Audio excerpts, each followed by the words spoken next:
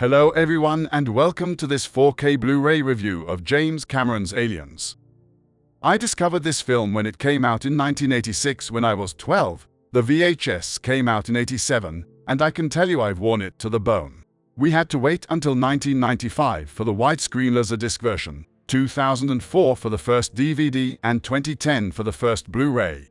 All that to say that over the years we've had time to get used to the image, at least for people of my generation. Since the streaming of The Abyss, Aliens and True Lies a few months ago, these new versions have been the target of fierce criticism due to the rather drastic changes that seem to have been made. I propose to put aside everything you may have read or heard so far, and I'll try to offer you a factual, unbiased analysis. Aliens was shot on 35mm photochemical film by cinematographer Adrian Biddle, using Arriflex 35-3 and Moviecam Super America cameras with Canon K35 spherical lenses, and finalized in 1.85 format. I won't dwell here on the sources they used for this 4K release, as the info is once again contradictory. The film is presented in HDR10 and Dolby Vision in its original 1986 version and its 1990 extended version. The long version features an introduction by James Cameron. There's also direct access to the special edition scenes. For the soundtracks, there's a new Dolby Atmos mix in English, available only on the 4K version, not on the Blu-ray HD, with the original mixes differing according to the version chosen. We also have the 2003 audio commentary with James Cameron, the cast and crew. The 1986 version features the finale theatrical isolated score and the composer's isolated score, both in 5.1. As for the extras, they are grouped together on a bonus disc. I'm not going to be able to go into them in detail, as the video would last more than 2 hours. They've taken almost everything that was produced for this film. Among other things, there's a new 30-minute documentary on alien inspiration and design with James Cameron. The rest is divided into several segments. Superior Firepower, Making Aliens with 11 chapters, 184 minutes in SD quality. Superior Firepower, Making Aliens, Enhancement Pods, featuring 25 SD modules running 58 minutes. Then there are documentaries on pre-production, production, and post-production. There are also all the archives that were included on the Laserdisc, a module on the opening credits, and trailers. Let's get down to business. And let's start with the thing that bothers you most, the texture of the image. I'd just like to remind you that the film's image has always been soft, low contrast, and grainy, at least on the latest Blu-ray versions. K35 lenses are notorious for offering an image with lower contrast than modern lenses. These images have never been very defined. Many shots are sorely lacking in sharpness, or even borderline sharp. If I compare with the 2010 version on a few close-ups, the result is indisputable. Grain has been dramatically reduced, and detail has been enhanced. One of the most common complaints is the waxy appearance of faces. But remember that grain has never given sharpness. The original images are very soft, so removing the grain can indeed give a sensation of smoothness. If you look closely at the image with the grain, you don't really get any detail. That's probably why they've also tried to recreate it artificially. And the results are variable. When you look at this image, the detail on the Marine's shirt is greatly increased. It doesn't really look natural, the fabric has a strange look too, and the detail is so great that it looks as if the stitching has been done with a fishing line. If you look at the shot of the cat, you can see that the image is very undefined in HD, but on 4K it's night and day. The same goes for Sigourney's hair, where the accentuation is very pronounced. Some shots often look smoother than others. The level of detail is sometimes too high, which makes the image look a little strange, and the lack of grain makes it much less organic and more artificial. Typically, on this shot, the original version is looking quite blurred. Purists will cry scandal, others will be quite happy with it. In the end, it's James who decides. Once again, I'm one of those people who considers that the film doesn't belong to the public, but to its creator, and if the latter decides to modify it because he feels that technology can improve it, that's his right. That doesn't mean I approve of these choices, but it's his film, and he can do what he wants. Everyone's arguing that the Blu-ray version is the reference version. And I'm sorry, but that's far from the case. But above all, you are so obsessed by the removal of grain and the supposed use of artificial intelligence that you fail to see the main problem with this new version. For what follows, I have no proof of what I'm saying. But unfortunately, I think that the various tests I'm about to share with you leave little doubt. This is Alien. The film was restored in 4K in 2019. It has been rescanned, reworked, and recolor graded. When you compare the two versions, you see that the scan window, details, and grading are different. When film is rescanned at such yearly intervals, it's physically impossible to return to the same image with pixel accuracy. Images are scanned, then cleaned and stabilized. There's little chance of the scans being the same and the operations being identical 9 years apart. If you superimpose the two images and make a difference, you can see the variations between the two shots very clearly. Let's look at Aliens. If I make a difference between the 2010 version and the new one, apart from the credits, it's exactly the same. So I'm sorry, but the probability that they rescanned a film and came up with the same image as the 2010 version over 2 hours 30 minutes of footage is nothing short of miraculous. The only explanation is that this image is an upscale of the 2010 version. And at the same time, it's logical. Why else would you want to enhance detail at all costs?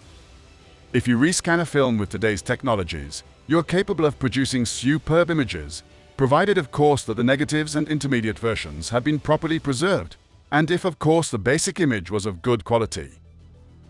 But in my opinion, there's no such thing as a ray scan. They're using the same source that was used to make the Blu-ray 14 years ago. Back to Alien. Look at this shot, it's in SDR. Look at the detail in the highlights, there's none, the whites are burnt. Logical, it's an old SDR. The HDR version recovers detail in the highlights and lowlights because they rescan the negative, which contains a lot of information that is largely lost in SDR.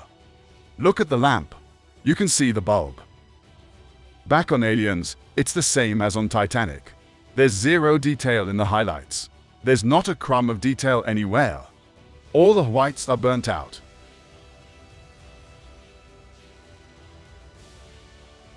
Look at this shot. It's just crazy. As much as I could understand Titanic, there were a lot of visual effects done at a time when 8-bit was being used.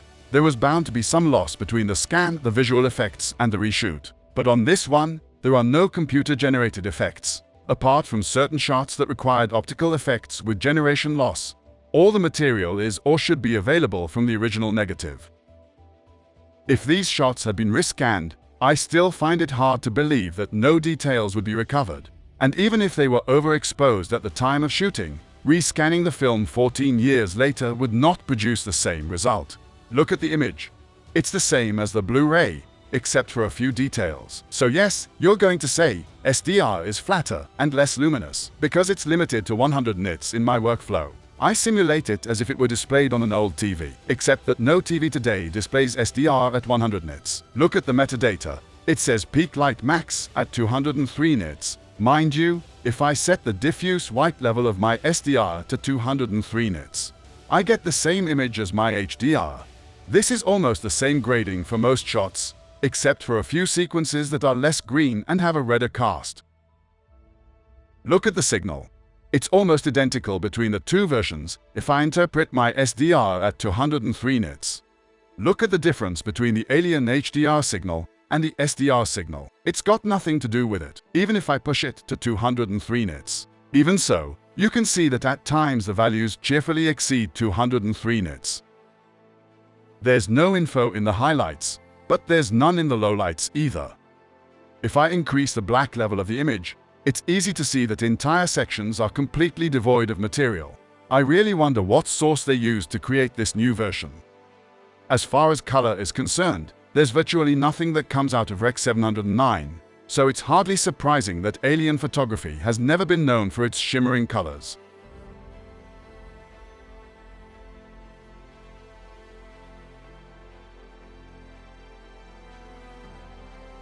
As for bit rates, films are encoded at an average of 51 megabits per second, peaking at 88. The HD Blu-ray comes from this remastering. For those who don't have access to 4K, I'll let you judge for yourself the differences between these versions. Honestly, as with Titanic, I find it hard to see the point of Dolby Vision on this title. Analysis of the Atmos audio track is made possible by the Altitude Object Viewer software on the Trinnov Altitude 32 processor, which allows us to visualize Atmos objects and channel levels in 3D space.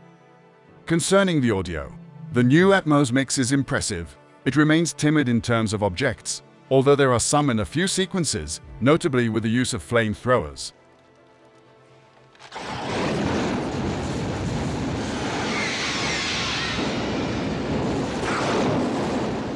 On the other hand, a real effort has been made on spatialization. It's really on a different level from Titanic. The vertical channels are often put to good use. The scenes when they land in the rain are superb, as are the arrivals in the deserted base. Many scenes are enveloping, which reinforces the tension. The bass channel is also very well exploited, especially in the scenes with the Sulaco and the various explosions and shootouts.